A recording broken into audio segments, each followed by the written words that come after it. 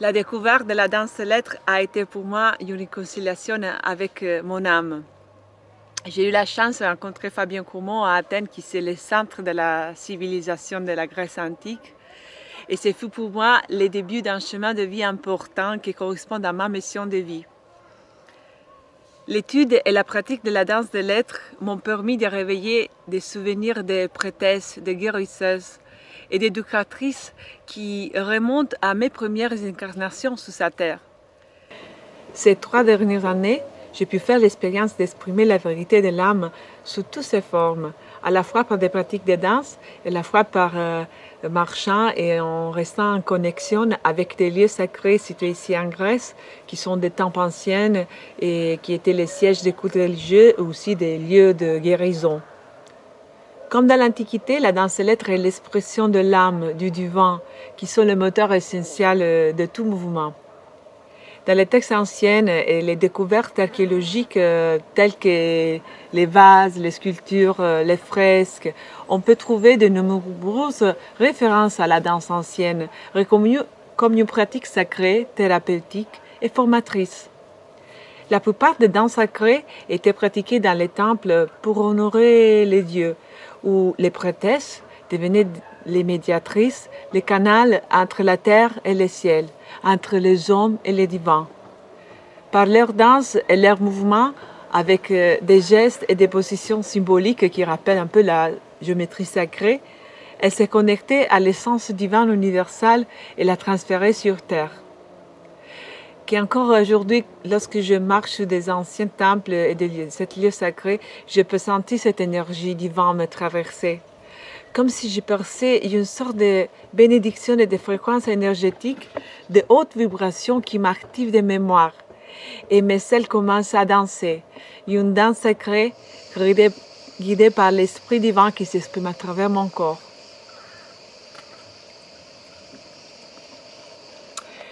Au-delà des rites religieux et des cérémonies publiques, l'un des rôles fondamentaux de la danse était la thérapie de l'âme dans le théâtre antique. Le théâtre est né comme un lieu de thérapie, pas d'amusement, comme aujourd'hui. Les spectateurs se rendaient dans le théâtre antique, presque toujours situé dans des lieux appelés asclepios, un centre de guérison de l'Antiquité, dans un but purement thérapeutique, associé à des autres pratiques physiques et médicales qui accompagnaient les processus de purification et de libération émotionnelle déclenchés par la vision de cette représentation dramatique et peut-être comique et tragique. Dans le théâtre antique, il n'y avait pas de distinction entre acteurs, danseurs, musiciens, chanteurs, mais la troupe de la danse elle-même, appelée chorus, s'exprimait par les mouvements, le chant, la musique. Avec la danse des lettres, j'ai eu la chance d'expérimenter ce type de théâtre, visant à veiller à débloquer les émotions des spectateurs à travers un processus de catharsis. Depuis 2018, Fabien prépare un spectacle inspiré de la mythologie grecque et du théâtre antique grec appelé Déméter et la réveil de la terre. Ce spectacle a été la clé qui a ouvert la porte à un long voyage entrepris avec Fabienne. Participant au spectacle monté à Athènes, pendant les premières répétitions, j'ai commencé à avoir ma première approche avec les principes et la philosophie de la danse des lettres. Jour par jour, j'apprenais à sentir la force de mon hara à travers le mouvement. J'ai trouvé mon équilibre dans la marche et les gestuels du théâtre no. J'ai fait ma première expérience du buto. J'ai senti mes émotions traverser mes cellules à travers les micro-mouvements du buto. Et encore, la grâce et la beauté de la danse libre d'Isadora Duncan. C'était un coupe de fruits. J'ai su immédiatement que c'était la danse pour moi. La danse dont j'avais toujours rêvé, la danse de mon âme. Chaque spectacle était une offrande d'amour au public, une transmission de lumière purificatrice qui a pu traverser le cœur et l'âme de ces spectateurs qui ont vécu avec nous un véritable processus de catharsis.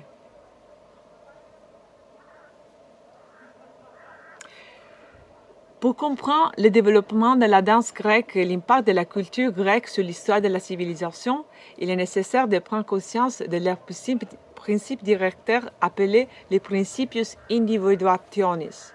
Il est symbolisé par les plus grands dieux de dieux grecs, Apollon, qui représente la lumière, le génie, le pouvoir de créer une beauté harmonieuse et mesurée, de façonner les caractères dans sa liberté et son individualité. Cette force a étant s'apogée dans la sculpture grecque et aussi dans la danse grecque, qui est une sculpture vivante en mouvement.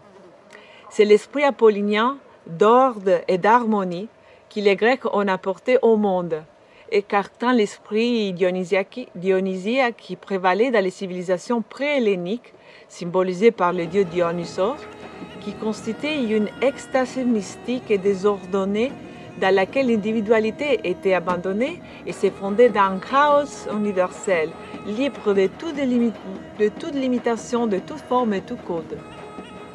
Dans la pratique de la danse céleste, j'ai retrouvé tous ces éléments et surtout, j'ai redécouvert l'équilibre entre l'esprit apollinien et dionysiaque, qui correspondent aussi au quatrième principe de l'harmonie entre les forces yin et yang. Au-delà des forces apollinien et dionysiaques, la danse céleste s'inspire également de l'archétype de chaque déesse, donc les qualités, les caractéristiques s'incarnent à chacun de nous et qu'il est important de l'apprendre à identifier et pour l'amoriser au mieux. Dans l'Antiquité, la danse a également joué un rôle important dans l'éducation des enfants, non seulement pour le bien-être physique, mais aussi psychologique et culturel. Dans l'éducation, tous les mouvements étaient enseignés dans un équilibre proportionnel à la culture de l'intellect, produisant aussi une personnalité entière et une vie complète. Physiquement, il permet de contrôler les mécanismes du mouvement car elle produit une posture correcte, l'équilibre, le rythme, la grâce, la puissance de l'endurance physique et la qualité du repos qui conduisent à la santé, la force, la vitalité et la joie de vivre. Certaines qualités peuvent être développées plus particulièrement par un type de danse qu'un autre en fonction des besoins individuels. Par exemple, les danses appelées athlétiques, gymniques, pyrrhiques produisent de l'élasticité physique, de la force, du contrôle et de la stabilité, de la vivacité, de l'agilité. Comme aussi dans la danse des lettres, on pratique des danses rythmiques, répétitives, dynamiques quand on danse en contact avec la terre, où on fait le danse du feu avec des tremblements et frissons. Encore aujourd'hui en Grèce, la danse pyrrhique se rassemble à la danse du feu, car c'est rythmique avec des tremblements répétitifs qui conduisent à un état de transe.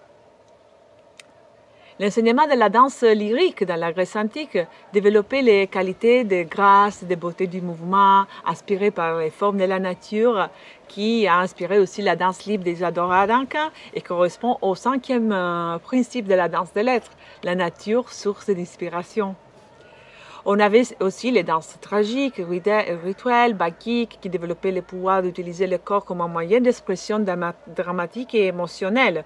De la même manière que dans la danse céleste, nous utilisons des danses extatiques et aussi la pratique du Butto pour l'expression profonde de nos émotions. La danse chorique est l'apogée de tout l'art de la danse grecque car elle est la synchronisation en mouvement des trois parties de l'entité humaine, les mouvements, le chant et la musique. De même, dans la danse des lettres, nous utilisons des sons, des instruments de musique, des chants pour accompagner notre mouvement en harmonie, en symbiose avec le groupe. Les choros étaient considérés comme plus complet que les autres arts, car il combinait la beauté de la forme humaine avec les rythmes et l'expressivité du mouvement, les harmonies de la couleur et les mélodies de la musique. Il intégrait donc les 5 arts, l'architecture, la sculpture, la peinture, la musique, la poésie. L'imagination, les pouvoirs créatifs étaient développés par tout cela et par le travail individuel libre qui était une partie essentielle de chaque leçon de danse grecque. La danse des lettres est basée sur les mêmes concepts que la danse grecque ancienne. Elle constitue les bases les utiles pour accompagner l'enfant dans sa croissance et dans le développement, et aussi dans la formation de sa créativité et de ses qualités à travers la libre expression de son être. L'introduction de cette discipline dans l'enseignement scolaire est d'une importance fondamentale pour préparer les enfants, pour soutenir ces âmes pures et innocentes à accueillir et à créer la nouvelle conscience du nouveau monde. Et ça, pour moi, c'est ma prochaine mission. Et je remercie Fabien avec tout mon cœur pour m'avoir donné les outils pour vraiment réaliser le rêve de ma vie. Merci beaucoup.